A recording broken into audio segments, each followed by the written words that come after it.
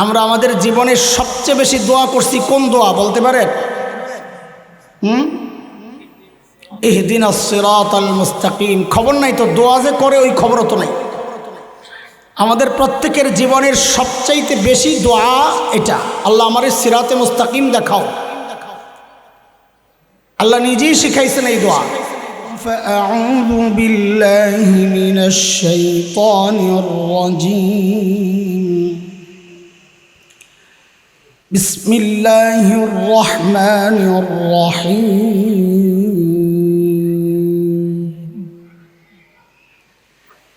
ইয়া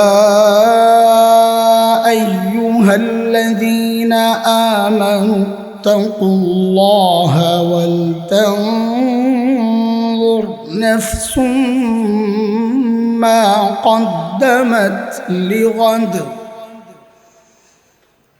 ولتنظر نفس ما قدمت لغد واتقوا الله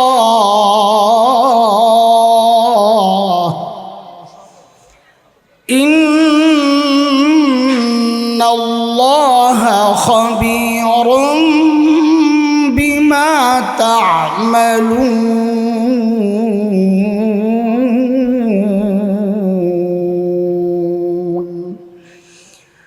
وقال رسول الله صلى الله عليه وسلم اغتنم خمسا قبل خمس حياتك قبل موتك وشبابك قبل هرمك وصحتك قبل سقمك وغناك قبل فقرك وفراغك قبل شغلك أو كما قال عليه الصلاة والسلام صدق الله العلي العظيم وبلغنا رسوله النبي الكريم ونحن على ذلك لمن الشاهدين والشاكرين والحمد لله رب العالمين। মাদ্রাসা মারকাজুল হিদায়া ঢাকার বছর শেষের নিয়মিত যে প্রোগ্রাম হয় সবক শেষ, সেই উপলক্ষে অনুষ্ঠিত আজকের এই মুবারক মজলিস।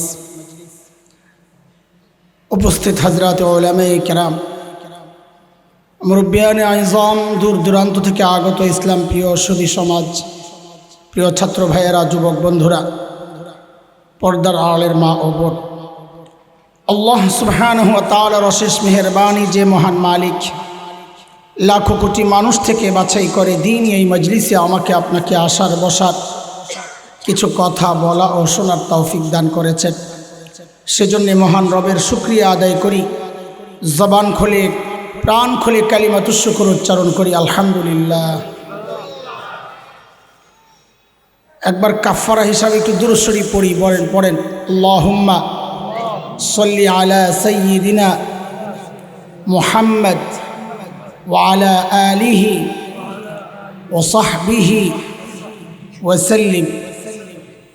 হ্যাঁ, একটা ব্যাপক সমস্যা আমাদের এই সমাজে চলছে, এটার বিরুদ্ধে আমি বলছি। বিরুদ্ধে কি হয়তো কেউ খেয়াল করে না, এটার বিরোধিতা মনে না করলেই হয়।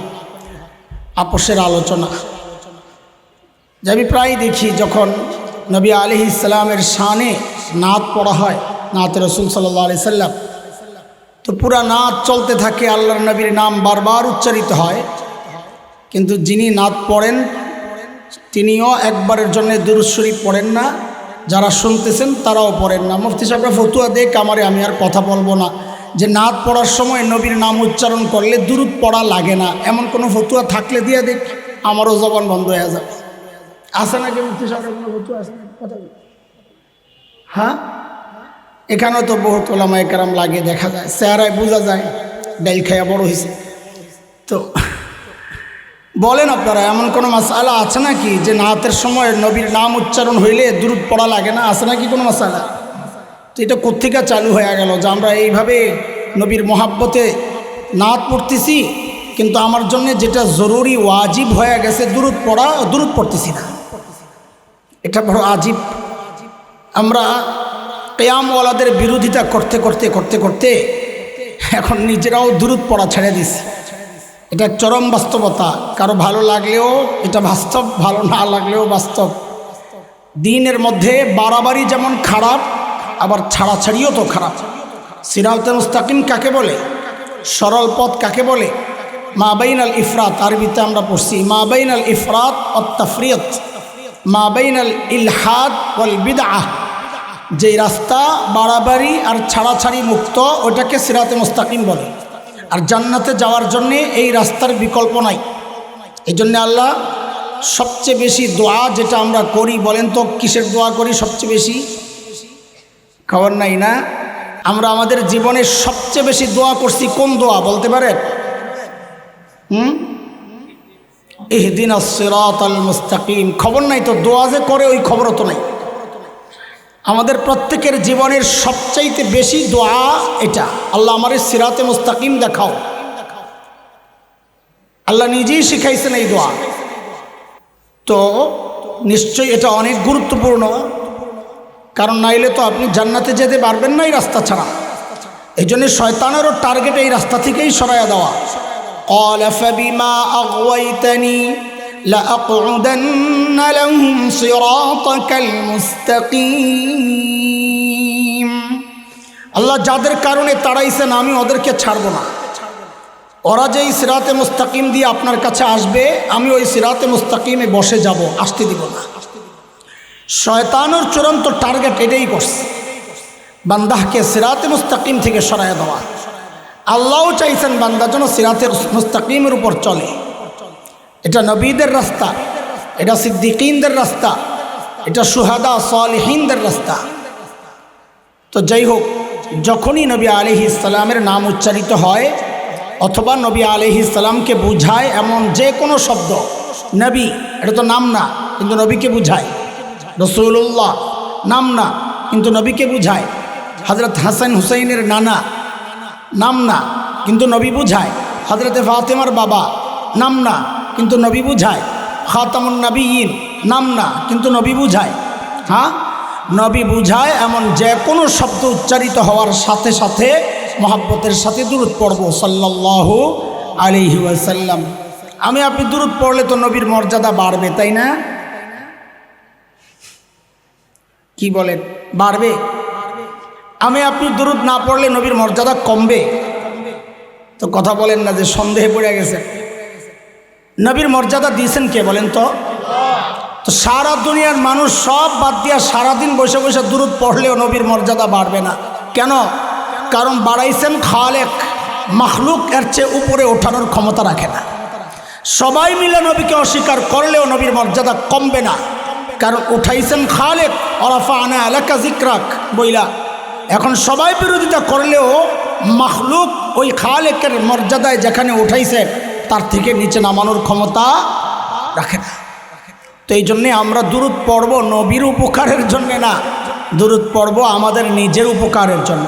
বুঝে আসছে না কথা?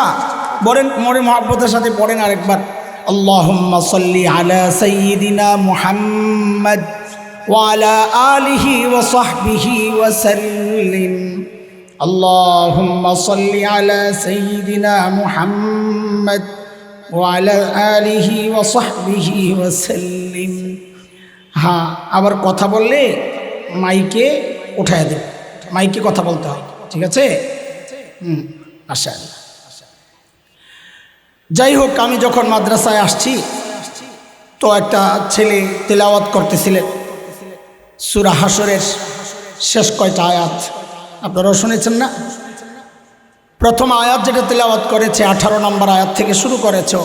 তো শুনতেছি আর ভাবতেছি ওই এমনই হয় যেখানে যায় যেই আয়াত শুনি, যেই আয়াত তেলাওয়াত হইতেছে তো ভাবি যে এই আয়াত একটা পাইছি নগদে, এটার উপর কিছু কথা বইলা দিই বাস।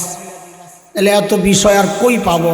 প্রতিদিন 3-4 প্রোগ্রাম করে করতে করতে বিষয় তো শেষ আর পাই না। এখন নগদ যায় যা পাই ওটা দিয়ে কথা শুরু করি। তো আজকে যদিও খতমে বুখারীর শেষ হাদিস সবক পড়ানো হয়েছে বা হয়েছে নেই, সবক হয়েছে হবে ইনশাআল্লাহ। তো ওখানেও একটা চমৎকার হাদিস আছে, এটা নিয়েও আলোচনা করা যায়, কিন্তু কিছু আলোচনা গতকাল আমাদের মিরাজনগর মাদ্রাসায় করেছি, এখানে অনেক শ্রোতা থাকতে পারেন, সেই জন্য আর সেই আলোচনা করতেছি না। যে আয়াতটা দিয়ে ও তিলাওয়াত শুরু করেছে, আয়াতটা বড় দারুণ। আল্লাহ বলেন, ইয়া আইয়ুহাল্লাযীনা আমানু, ও ঈমানদারেরা। এই ডাকটা মালিকের বড় মায়ার ডাক। বান্দা ঈমানদারকে আল্লাহ কোরআনে দুইভাবে ডেকেছেন। ইয়া আইয়ুহাল্লাযীনা আমানু, ও ঈমানদারেরা, এই এক ডাক। আরেক ডাক ইয়া আইয়ুহান নাস, ইয়া আইয়ুহাল ইনসান, ও মানুষ, এ আরেক ডাক। হযরত মুফতি শফি রহমতুল্লাহ আলাইহি বলেন, এই দুই ডাকের মধ্যে অনেক পার্থক্য। কি পার্থক্য? যে আমরা আমাদের সন্তানকে ডাকার ক্ষেত্রেও এই পার্থক্যগুলো করি। আমরা আমাদের সন্তানকে ডাকার সময় কখনো কখনো নাম ধরে রাখি, হ্যাঁ আব্দুল্লাহ, কথার কথা। তো সন্তান বুঝে বাবা আমাকে ডেকেছেন, বাবার ডাকের নমুনা ভালো না, হয়তো রেগে আছে, তার মধ্যে একটা অজানা আশঙ্কা কাজ করে। কিন্তু যখন বাবা আর সন্তানের যে সম্পর্ক, ওই সম্পর্ক ধরে যখন ডাক দিয়ে বলেন আব্বু, তো সন্তান বুঝে আমার বাবা আমাকে মায়া করে ডাক দিছে। ঠিক আল্লাহ তাআলা যখন ডাকেন, ও মানুষ, যেন আল্লাহ নাম ধরে রেখেছেন। হয়তো আল্লাহ রেগে আছেন, কিন্তু যদি আল্লাহর সাথে বান্দার যে সম্পর্ক, আমাদের ঈমানের সম্পর্ক, ওই সম্পর্ক ধরে যখন ডাক দিয়ে বলেন ও ঈমানদারেরা, তো বুঝে নেওয়া আমার মালিক আমাকে বড় মায়া করে ডাক দিছে। এই যে আয়াতটা পড়ছি, ওই আয়াতও মালিক বড় মায়া করে ডাক দিয়ে দুইটা হুকুম করেছেন। কি বলেন মালিক? ইয়া আইয়ুহাল্লাযীনা আমানুত্তাকুল্লাহ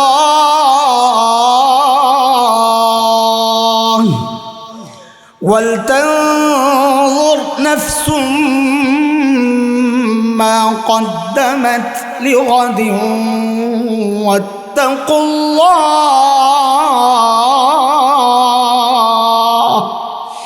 ও ঈমানদারেরা, আল্লাহকে ভয় করো। এক হুকুম। এটা যে কত ওজনওয়ালা কথা। আমাদের বহু আল্লাহওয়ালার এই হুকুম আছে ঘটনা।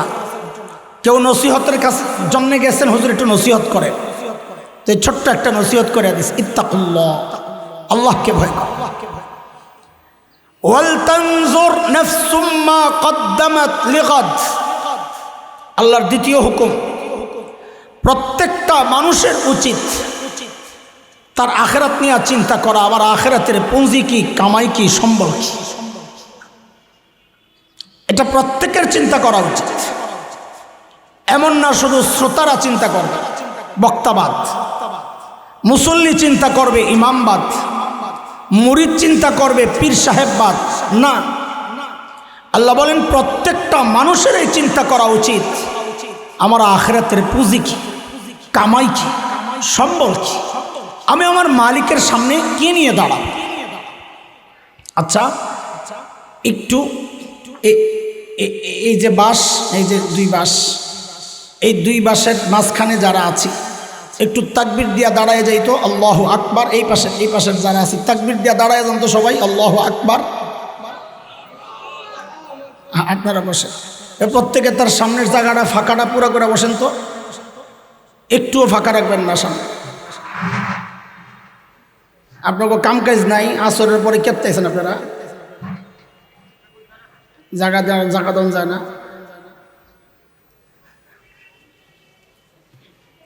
আয় না রে বাবা, ঘুরারি বিচ্ছুটির আগে আদা।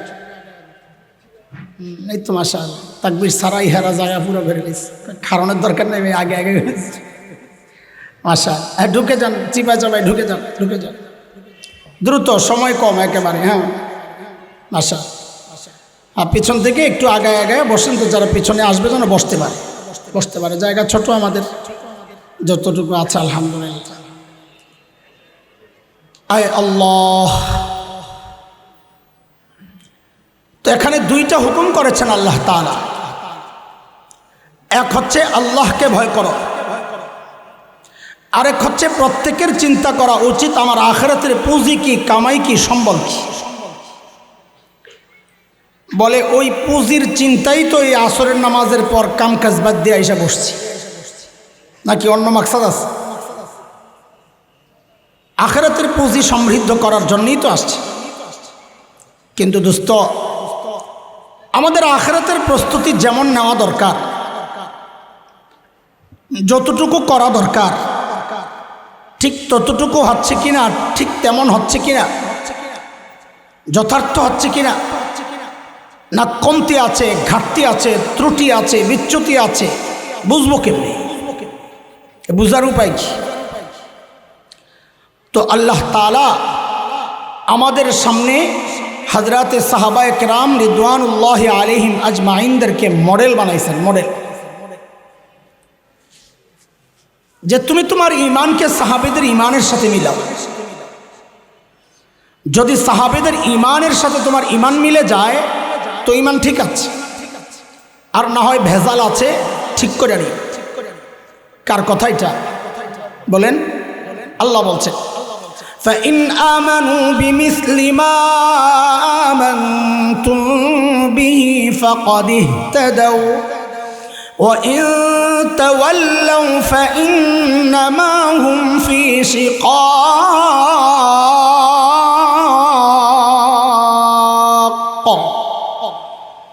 বলে তুমি তোমার তাকওয়াকে সাহাবীদের তাকওয়ার সাথে মিলাও। বলে কেন মিলাবো? তো আল্লাহ যেন জবাব দেন, কারণ ওদের তাকওয়ার পরীক্ষা আমি নিয়েছি, ওই পরীক্ষায় ওরা পাস। তোমারটা যদি মিলে তো তুমিও পাস। কথা কার? আল্লাহ বলছেন, উলাইকাল্লাযীনা ইমতাহানাল্লাহু কুলুবাহুম লিত্তাকওয়া লাহুম মাগফিরাতুন ওয়া আজরুন আযীম।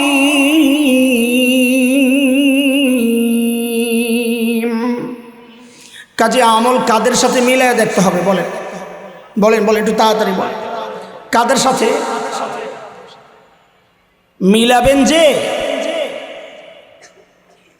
আসলে এটা মাথায় রাখা, সাহাবীদের সাথে আমাদের আমল হুবহু মিলবে না। কেমনি মিলবে? এটা কিভাবে সম্ভব? কেন সম্ভব না? আরে সম্ভব না এই জন্যে, আমি আপনি মুত্তাকি, আমাদের পাশের মানুষই তো স্বীকার করে না, বউ স্বীকার করে না, অথচ সাহাবী মুত্তাকি এটা আল্লাহ কোরআনে স্বীকৃতি দিয়ে দিছে। মিলবে কেন? আমাকে আপনাকে সেজদা শিখাইছেন আমাদের মা বাবা, উস্তাজ। সাহাবীকে সেজদা শিখাইছেন নবী আলাইহিস সালাতু ওয়াস সালাম। মিলবে কোত্থেকে? আমি আপনি নামাজ পড়ি মুরব্বীদেরকে দেখে দেখে, উস্তাদকে দেখে দেখে।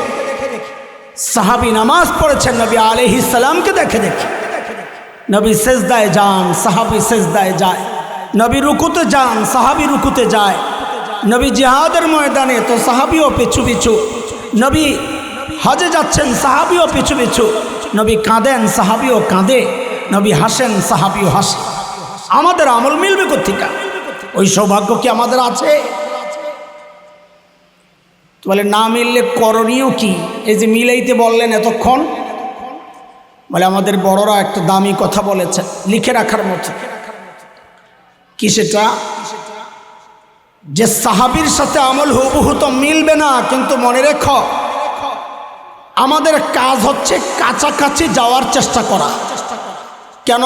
ওই বড়রা বলেন, দুনিয়ার জিন্দেগিতে সাহাবীদের যত কাছাকাছি পৌঁছতে পারবা, মনে রেখো হাসরেও সাহাবীদের তত কাছাকাছি উঠতে পারবা। হিসাব সোজা। দুনিয়ায় দূরত্ব যত, হাসরেও দূরত্ব তত। দুনিয়ায় যত কাছাকাছি, হাসরেও তত কাছাকাছি। আপনি আমি সাহাবীদের সাথে আমাদের মৌলিক পার্থক্যের একটা পয়েন্ট একটু বুঝেন, তারপরে কথা। মৌলিক পার্থক্যের পয়েন্ট দেখেন, ছোটবেলায় আমরা লেখাপড়া করছি, একটু আধটু খেলাধুলাও তো করছি নাকি? মুরব্বীরা কথা বলেন না? খেলছেন না? খেলেন নাই? খেলছি। এখনকার বাচ্চারাও লেখাপড়া করে, খেলাধুলাও করে। তো আমাদের সাথে এখনকার বাচ্চাদের পার্থক্য কোথায়? মৌলিক পয়েন্ট বুঝেন। মৌলিক পার্থক্যের একটা হইল যে আমরা করতাম লেখাপড়া, ফাঁকে ফাঁকে মাঝে মাঝে করতাম খেলাধুলা। আর এখনকার বাচ্চারা চায় সারাদিন খেলবে, একটু ফাঁক টাক পাইলে পড়বে। কথাটা বুঝাইতে পারি নাই?